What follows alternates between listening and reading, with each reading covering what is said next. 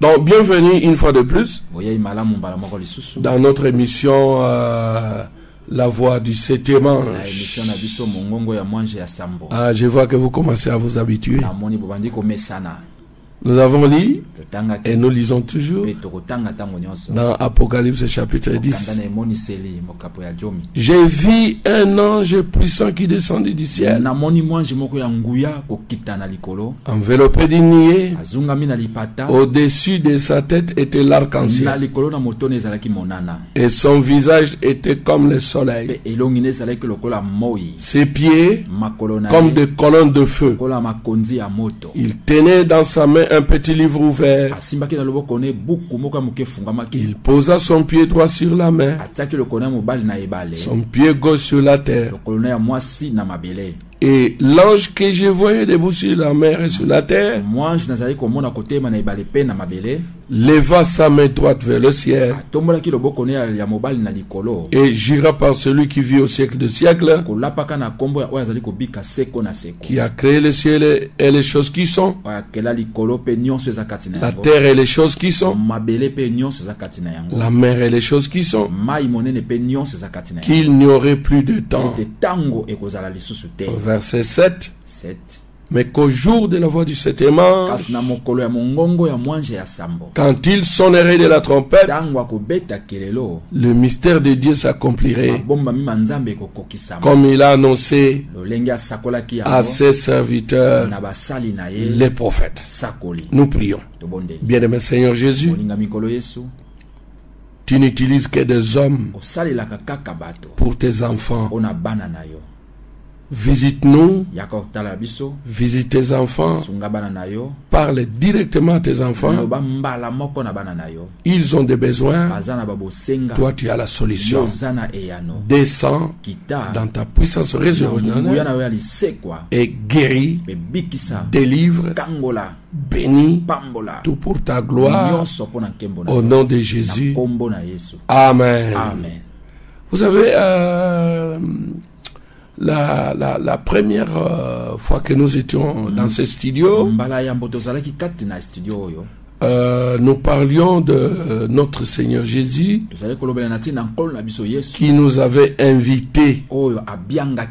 Il nous a dit: venez à moi, vous tous qui êtes fatigués et chargés, je vous donnerai du repos. Quelle invitation! Que nous allions auprès de lui. Lui, il a la solution. Si tu es incapable d'aller auprès de lui, la fois passée, quand nous étions ici, nous étions dans Jean chapitre 11. Pouvez-vous vous imaginer Marthe et Marie, les frères de Lazare, quand ils avaient un problème, leur frère était malade et que eux ne pouvaient pas aller chez Jésus, mais il avait invité. Vous savez ce qui est arrivé? Jésus est allé. Cela veut dire, si tu ne peux pas aller chez Jésus, mais tu peux l'inviter. Toutes les fois que vous l'inviterez, il viendra. Alléluia. Amen. Combien nous sommes contents. Nous sommes dans la joie. Nous sommes comblés de voir un Dieu qui s'occupe de nous. Un Dieu qui prend soin de nous. Tu peux aller chez lui, tout comme il peut venir chez toi. Cet après-midi, nous continuons avec notre Seigneur Jésus. Que son nom soit loué. Aujourd'hui, ce n'est plus Matthieu 11. Nous ne sommes plus dans Jean 11. Aujourd'hui, nous sommes dans Matthieu 8. À partir du verset 1er. Nous lisons au nom du Seigneur Jésus. Lorsque Jésus fut descendu de la montagne, une grande foule le suivit. Il monta dans la barque Et ses disciples le suivirent.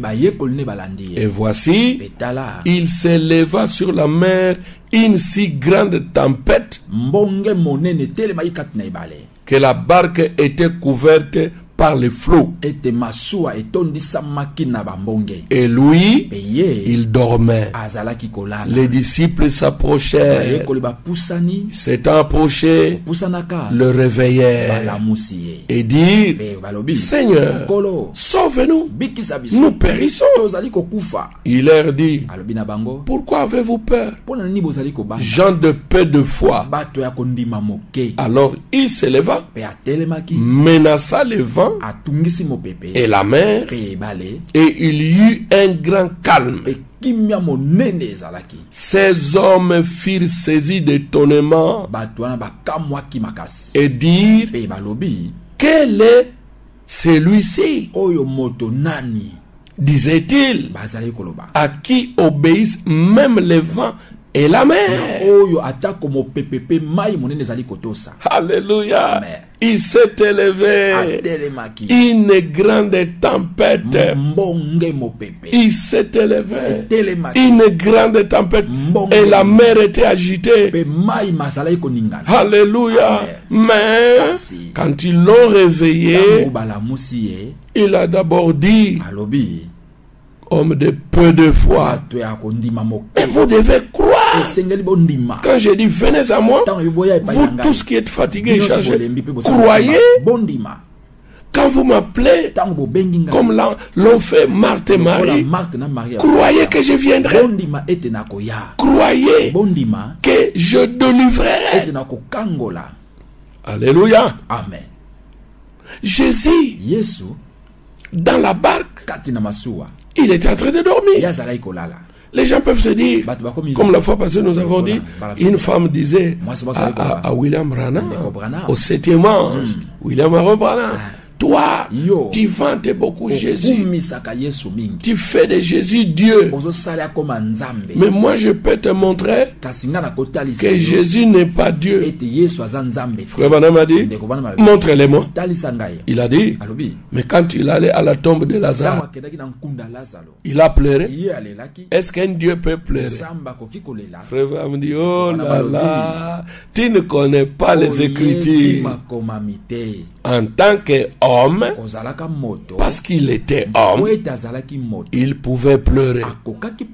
Mais en tant que Dieu, il a ressuscité Lazare, qui était mort depuis 4 jours.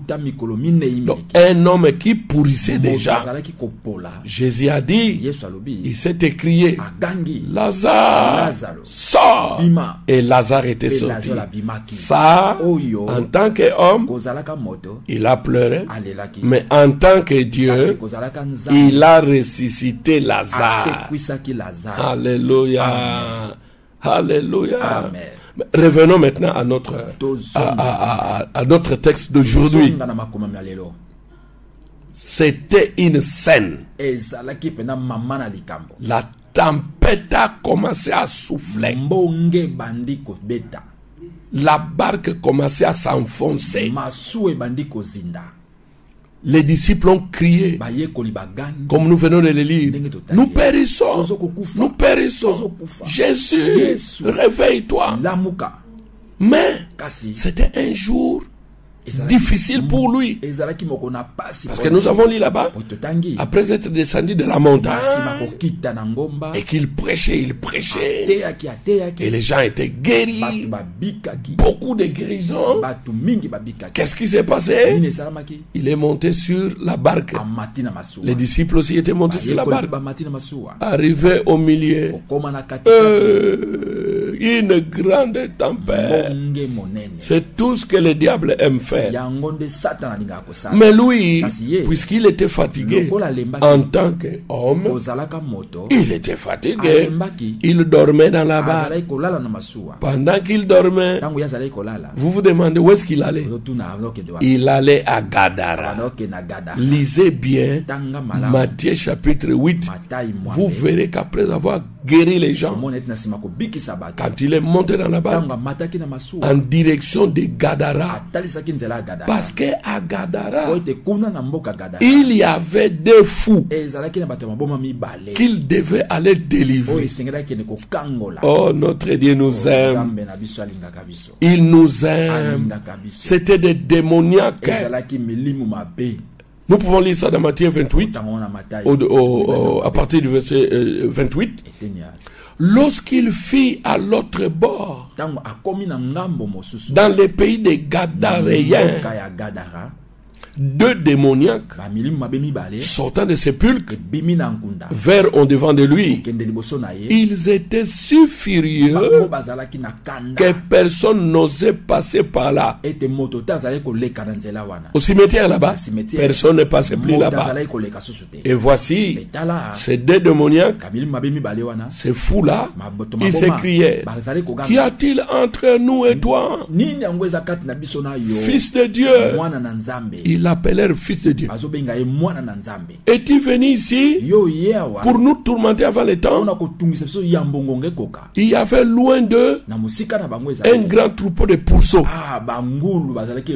qui paissaient. Les démons prièrent Jésus,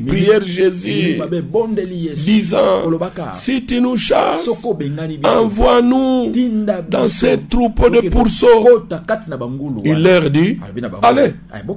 Ils sortirent, entrèrent dans les pourceaux, et voici, tous les troupeaux se précipita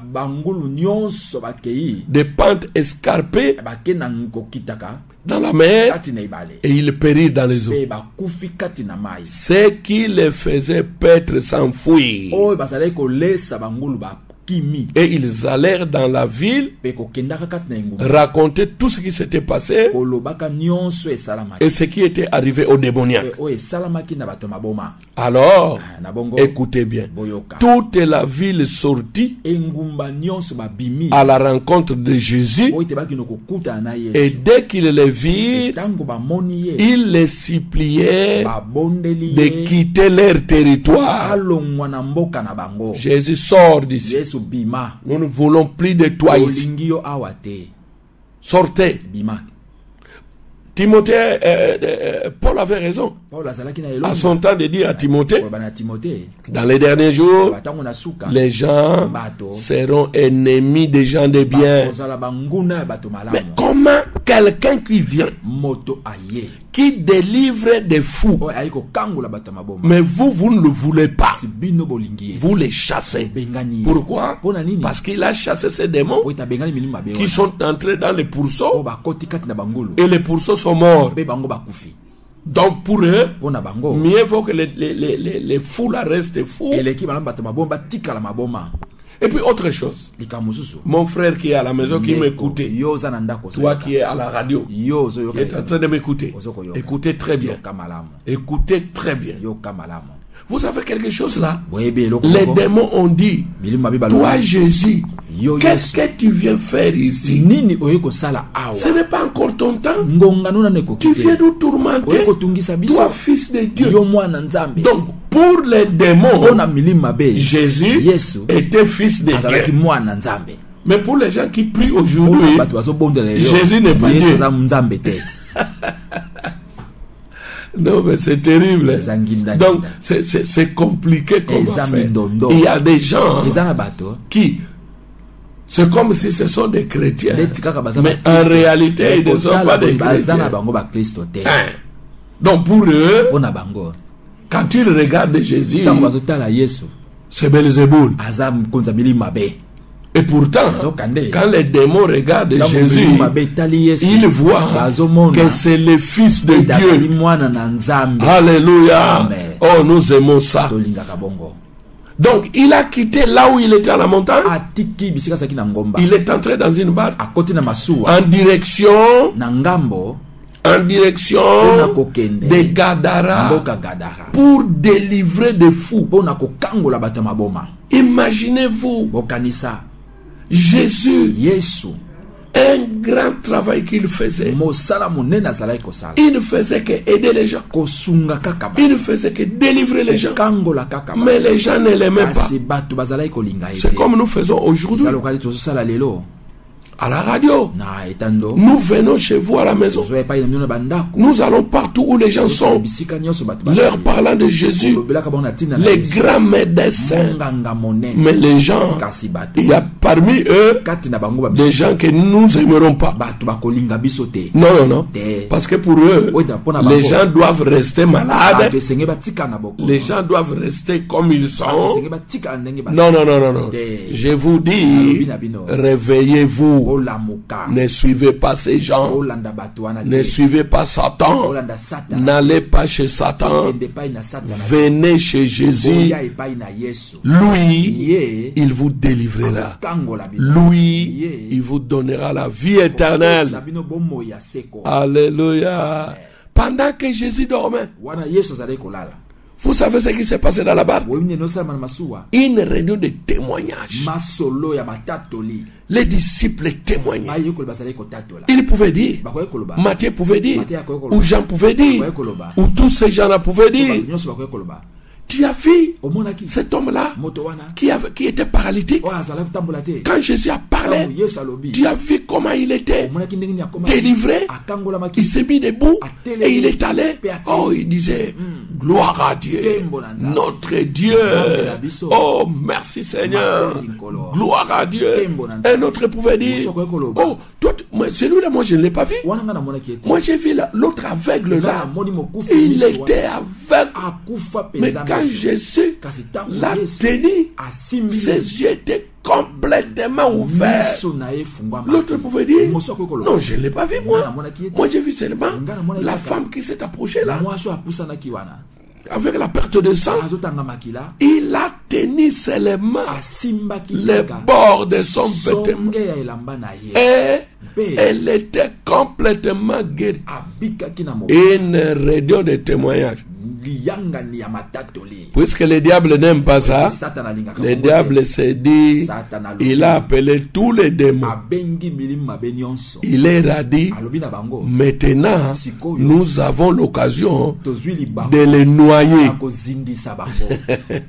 C'est comme aujourd'hui les soi-disant chrétiens, au lieu de soutenir les autres chrétiens, qu'est-ce qu'ils font? Ah, c'est lui qui a commencé encore une église là-bas. Nous allons tout faire pour les détruire. Ça, c'est l'œuvre du diable. Alléluia. Qu'est-ce que le diable a commencé à faire? Je ne sais pas. Peut-être depuis que nous avons commencé à prêcher ici, Dieu a commencé à faire quelque chose en toi. Peut-être que tu témoignes déjà. Mais je te dis, avec ton témoignage là, il y a des voisins qui n'apprécient pas ça. Il y a des voisins qui se disent, nous allons tout faire pour que sa situation ne change pas, qu'il reste toujours là-bas. Alléluia. Mais j'ai une bonne nouvelle pour toi. Cet après-midi, réjouis-toi.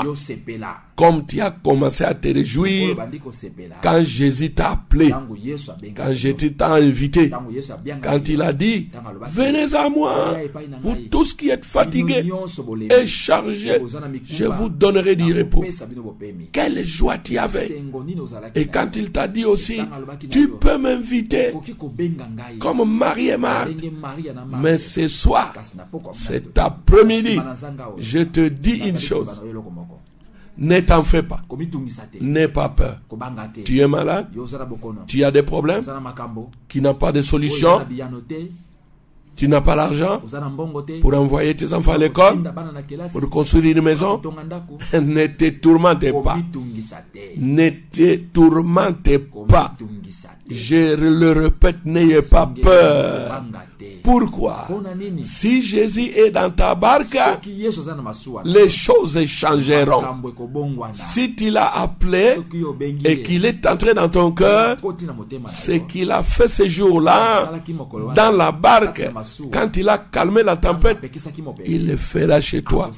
Je te dis, au nom du Seigneur Jésus, ta tempête sera calmée. Il y a ici un homme qui peut calmer ta tempête. Il y a ici un homme qui peut résoudre ton problème. Toi, tu ne le pourras pas. Moi, je ne le pourrai pas. Mais il y a ici un homme qui le fera. Lui, il s'appelle le Seigneur Jésus-Christ. Est-ce que tu peux dire Amen? Moi, je dis Amen. Moi, j'écris Alléluia. Jésus le fera. Le problème, qu'il soit seulement dans ta barque. Ne l'abandonnez pas. Sois dans la même barque que Jésus. Alléluia. Et aujourd'hui, lui, il veut être dans ton cœur. Appelle-le, qu'il soit dans ton cœur. Ces jours-là, quand il a quitté la montagne, il est entré dans la barque. Les disciples l'ont suivi aussi dans la barque. Et qu'est-ce qui est arrivé? Quand le diable s'est mis en colère, il pensait qu'il allait détruire, il allait faire mourir.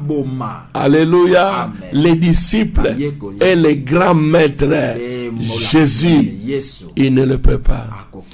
Notre Dieu est tout puissant. Alléluia. Il est dans ta barque. Je peux t'assurer, ton problème là, tu t'en sortiras. Là où on t'a mis, je ne sais pas, cette maladie qu'on a plaquée sur toi, je t'assure, cette maladie-là, Dieu te délivrera. Tu vivras et tes ennemis témoigneront que tu as Dieu. Est-ce que tu peux dire Alléluia? Est-ce que tu peux dire gloire à Dieu?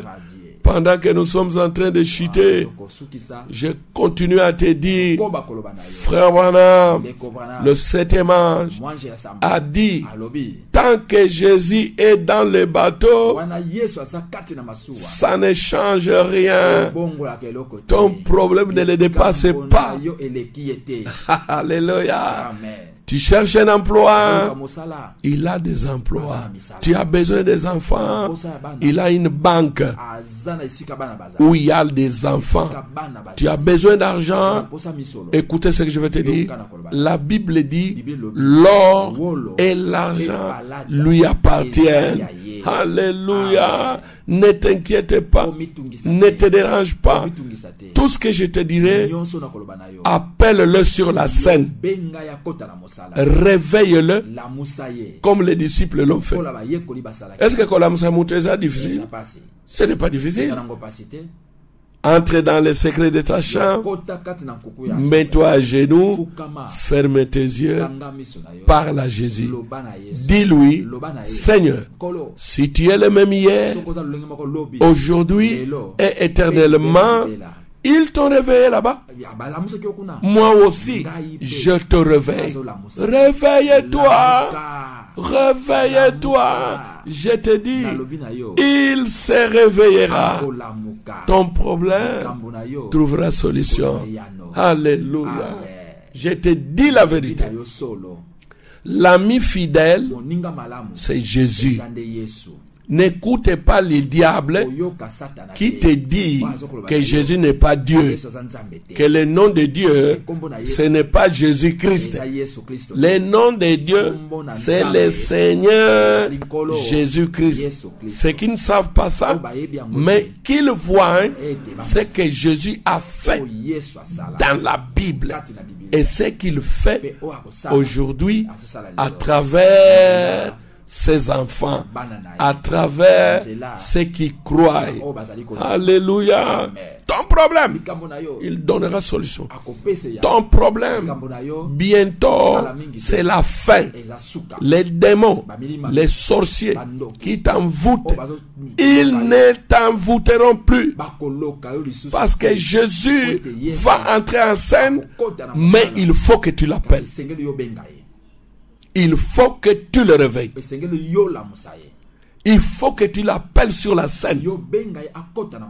Dis à Jésus dans ta prière, Seigneur Jésus, entre en scène. Parce que moi, je suis en train de périr. Entre en scène. Entre en scène. Oh, merci Seigneur Jésus. Écoutez ce qui arrivera quand tu appelleras Jésus. Jérémie chapitre 1er. À partir du verset 19. La Bible te dit ceci. Ils te feront la guerre, mais ils ne te vaincront pas. Car je suis avec toi pour te délivrer, dit l'Éternel. Akokangola yo, okokangola ma, kodute te. Alléluia. Écoutez encore, dans le psaume 7, verset 15, il est dit ici, voici, les méchants préparent le mal. Ils veulent toujours t'enfoncer. Ils ne veulent pas que tu ailles de l'avant. Ils ne veulent pas que tu sois en bonne santé et que tu prospères. Ça, le diable ne l'aimera pas, ni ne le voudra.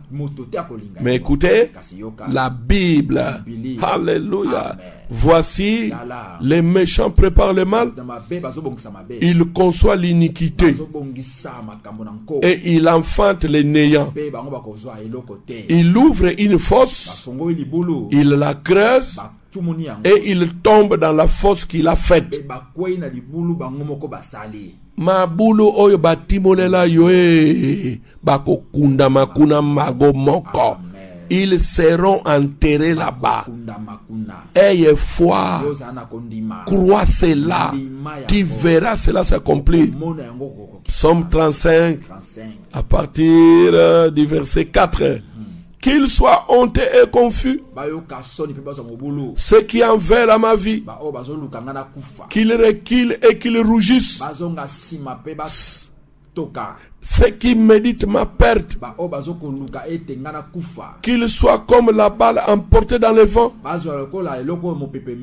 et que l'ange de l'Éternel les chasse, que leur route soit ténébreuse et glissante, et que l'ange de l'Éternel les poursuive. Pourquoi? Car sans cause ils m'ont tendu leur filet sur une fosse. Sans cause, ils l'ont creusé pour m'ôter la vie. Que la ruine les atteigne à l'improviste. Qu'ils soient pris dans le filet qu'ils ont tendu. Qu'ils y tombent et qu'ils périssent. Et mon âme aura de la joie, de l'allégresse en son salut. Que le Dieu Tout-Puissant soit béni. Oh, merci pour ta délivrance. Merci pour ton succès. Attache-toi à Jésus. Réveille-le toujours. Quand il sentira quelque chose ne pas fonctionner comme il se devait, réveille Jésus. Appelle-le sur la scène. Nous allons prier. Bien-aimé Seigneur Jésus, tes fils ont entendu la parole et ils ont décidé de venir auprès de toi. Père bien-aimé Seigneur, n'est-ce pas toi qui venais de leur dire, qui venais de leur montrer que les disciples dans la barque, ils t'ont réveillé et tu t'es réveillé et tu as calmé la tempête. Calme leur tempête au nom de Jésus. Que la tempête de la maladie soit calmée au nom de Jésus. La tempête de la disette soit calmée au nom de Jésus. Que les sorciers s'éloignent au nom de Jésus. Que l'ange de l'Éternel les chasse. Que l'ange de l'Éternel les chasse au nom de Jésus. Merci Seigneur Jésus. Que l'honneur, Que la gloire te revient au siècle des siècles, dans le nom de Jésus. Amen. Nous vous saluons, vous tous, enfants de Dieu. Soyez bénis, soyez bénis, soyez bénis. À nous revoir samedi prochain. Shalom.